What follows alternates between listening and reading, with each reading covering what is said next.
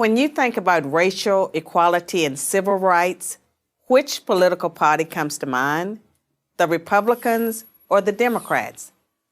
Most people would probably say the Democrats, but this answer is incorrect. Since its founding in 1829, the Democratic Party has fought against every major civil rights initiative and has a long history of discrimination. The Democratic Party defended slavery, started the Civil War, opposed Reconstruction, founded the Ku Klux Klan, imposed segregation, perpetrated lynchings, and fought against the Civil Rights Acts of the 1950s and 1960s. In contrast, the Republican Party was founded in 1854 as an anti-slavery party. Its mission was to stop the spread of slavery into the new Western territories with the aim of abolishing it entirely. This effort, however, was dealt a major blow by the Supreme Court in the 1857 case Dred Scott versus Sandford. The court ruled that slaves aren't citizens, they're property. The 7 justices who voted in favor of slavery, all Democrats. The 2 justices who dissented, both Republicans. The slavery question was, of course, ultimately resolved by a bloody civil war. The commander-in-chief during that war was the first Republican president, Abraham Lincoln, the man who freed the slaves. 6 days after the Confederate Army surrendered, John Wilkes Booth, a Democrat, assassinated President Lincoln. Lincoln's vice president, a Democrat named Andrew Johnson, assumed the presidency.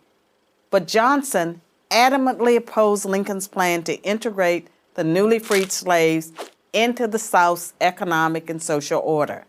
Johnson and the Democratic Party were unified in their opposition to the 13th Amendment, which abolished slavery, the 14th Amendment, which gave blacks citizenship, and the 15th Amendment, which gave blacks the vote. All 3 passed only because of universal Republican support.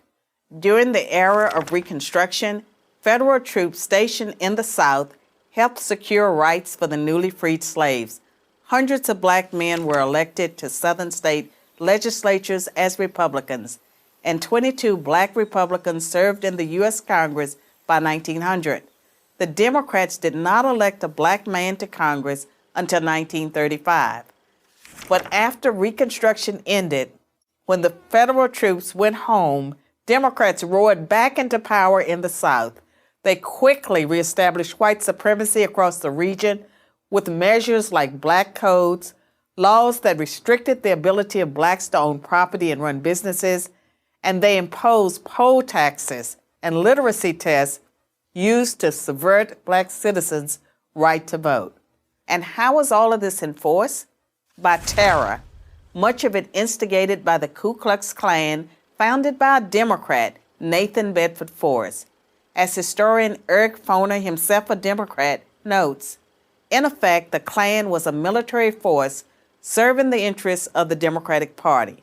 President Woodrow Wilson, a Democrat, shared many views with the Klan. He resegregated many federal agencies and even screened the first movie ever played at the White House, the racist film, The Birth of a Nation, originally entitled The Klansman. A few decades later, the only serious congressional opposition to the landmark Civil Rights Act of 1964 came from Democrats. 80% of Republicans in Congress supported the bill, less than 70% of Democrats did. Democratic senators filibustered the bill for 75 days until Republicans mustered the few extra votes needed to break the logjam. And when all of their efforts to enslave blacks, keep them enslaved, and then keep them from voting had failed, the Democrats came up with a new strategy. If black people are going to vote, they might as well vote for Democrats, as President Lyndon Johnson was purported to have said about the Civil Rights Act. I'll have them voting Democrat for 200 years. So now, the Democratic Party prospers on the votes of the very people it has spent much of its history oppressing.